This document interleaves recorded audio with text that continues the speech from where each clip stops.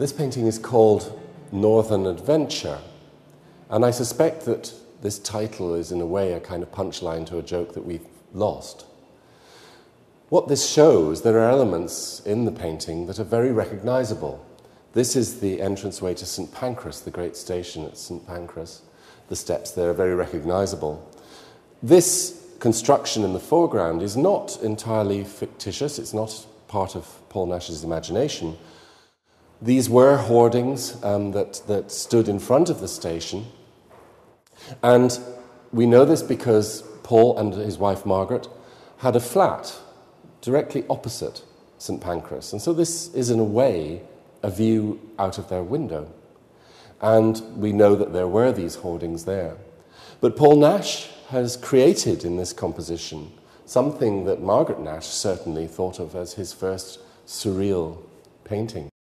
Now, was Paul Nash a surrealist?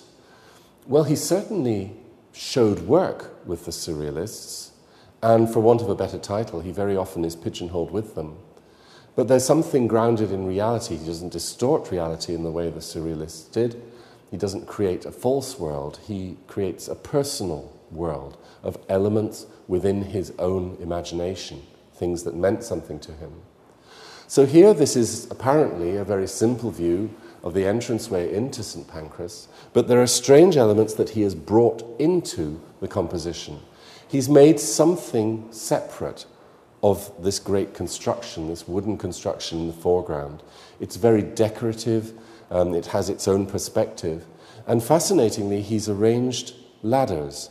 The suggestion that there are missing people here, making their way into this composition via the ladders across these platforms here. And also within the painting, you have these lovely serpentine lines that, just as the station does, that lead you into that arch there.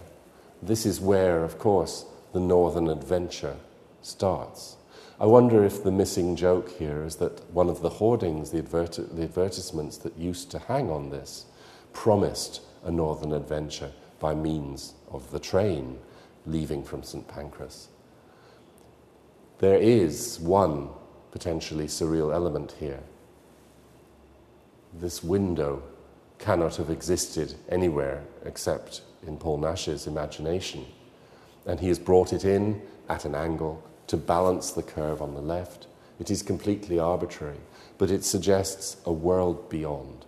He is, after all, looking through his window at this scene.